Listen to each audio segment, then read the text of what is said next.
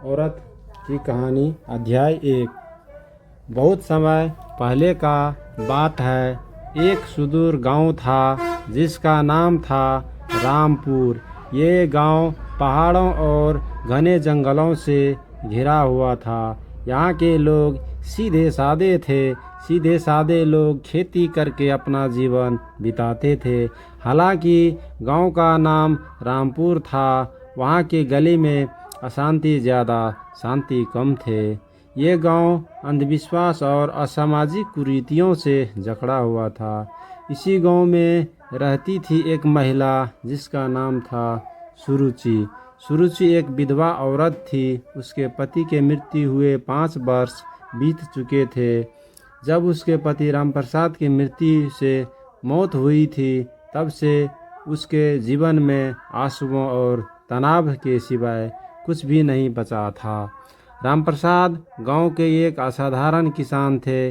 उनका छोटा सा घर था, मगर उनके घर में आपसी समझदारी और प्यार ज़्यादा थी। सुरुचि का संसार अंधकार में डूब गया। गांव वाले उसे एक अशुभ स्त्री मानने लगे। गांव के औरत उसे साथ बैठने उठने से कतराती थी। पुरुष लोग उसे अपमान और फुसफुसाती देख ये अभागन आ गई। जिसके पांव जहाँ पड़ता है वहाँ कुछ खराब ही होता है। सुरुचि ने कई बार इन तानों को अनसुना करने की कोशिश की, साथ ही बहुत कठिन होती थी। रात में सुरुचि आंगन में बैठकर चांद की ओर देखती। चांद की रोशनी उनके आँखों में आंसू भर देती। वह अक्सर अपनी पति के फोटो के आगे दीपक जलाकर रोती थी और ईश्वर से पूछती, आखिर मैंने कौन सा अपराध किया है जो मेरा जीवन नरक की तरह बन गई है। कई बार उसने गांव छोड़कर जाने की सोची, मगर कहाँ जाती। उसके माता पिता बहुत पहले ही मर चुकी थी। भाई बहनों ने उसके विधवा होते ही मुंह फेर लिया था।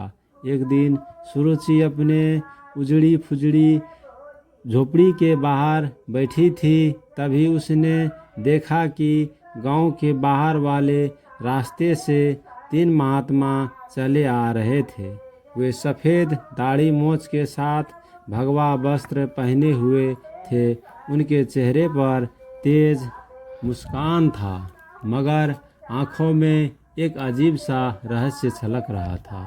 गांव वालों ने महात्माओं को देखते ही उनके चारों ओर घेरा बना लिया। सभी ने उनके चरणों को छुए, आगे आशीर्वाद मांगा। गांव के प्रधान ने साधुओं से विनती की, महाराज कृपया हमारे गांव में कुछ दिन रुके, हमें आपका आशीर्वाद दुआ चाहिए। साधुओं ने गांव में रुकने के लिए हाँ कर दिया, लेकिन फिर उनकी नज़र सुरुचि पर पड़ गई। उनमें से सबसे बूढ़ा साधुओं ने सुरुचि को देखते ही कहा, यह स्त्री दुख से ग्रसित है, मगर इसके भाग्य में अच्छा लिखा है। गांव वाले यही सुनकर सुरुचि जिसे अशुभ मानते थे, उसके भाग्य में कुछ खास हो सकता है। सुरुचि खुद भी हैरान थी। उनके दिमाग में एक सवाल उठे, आखिर ये महात्मा कौन है और मेरे नसीब में के बारे में कैसे और क्यों यह कह रहे हैं। तीनों महात्मा गांव के बीचों बीच एक स्थिर पुरानो भगवान के मंदिर में ठहरे। ये मंदिर वर्षों से वीरान पड़ा था, मगर महात्माओं के आगमन से ही सब कुछ लौट आया। गांव वालों उन्हें देखने के लिए रोज वहां आया करते थे और उनके मधुर वाणी सुनते थे। सुरुचि भी मंदिर के बाहर खड़ी होकर महात्मा के वाणी सुनते थे, लेकिन ग्राम के लोग उसे भीतर जाने नहीं देते थे। एक दिन जब भी लोग प्रवचन सुन रहे थे, तब सबसे वृद्ध महात्मा ने कहा, हर व्यक्ति का जीवन में दुख आते हैं, लेकिन केवल वही व्यक्ति अपने भाग्य बदल सकते हैं जो अपना भीतर छुपे रहस्य को पहचान सकते हैं। सुरुचि को यह सुनकर अजीब लगा। वह सोचने लगी, वह अपने दुख को दूर कर सकती है, क्या मैंने भी अपने भाग्य को बदल सकता हूँ? तीनों महात्माओं कौन थे? तीनों महात्माओं साधारण व्यक्ति नहीं था। उनके आँखों में गहरी समझ था, वाणी में अपार शक्ति था।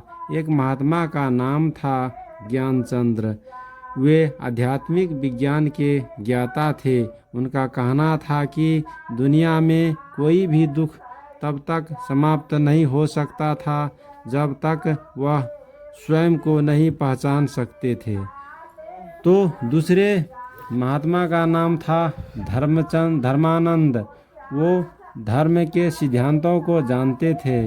उनका कहना था, भाग्य से बड़ा केवल कर्म होता है। यदि किसी का जीवन अंधकारमय है, उसे केवल कर्म से ही रोशनी में बदला जा सकता है। तीसरे महात्मा का नाम था मायानंद। साधना और ध्यान के मार्ग पर चलते थे। उनका मानना था, आत्मा को शांत करने के, मन को नियंत्रित करके कोई भी व्यक्ति अपने दुखों से मुक्ति पा सकता है। उस समय जब गांव वाले घर चले गए, सुरुचि मंदिर के पास आई। उसे विश्वास नहीं हो रहा था कि तीनों महात्मा सच में मिलना चाहते हैं। जैसे ही वह मंदिर के भीतर प्रवेश की, तीनों महात्मा की ओर देखने लगी। कुछ समय तक कोई कुछ नहीं बोला। फिर ज्ञानचंद्र बोले, तुम हम को क्यों खोज रही हो? हमने किसी का क्या बिगाड़ा है? तीनों महात्मा हंसने लगे। तब धर्मानंद ने कहा, दुनिया में कोई भी दुख बिना कारण नहीं आता है। तुमने अपने पुण्य पूर्व जन्मों में किया है, उसका ही परिणाम है। तुम्हें इस जन्म में मिला है।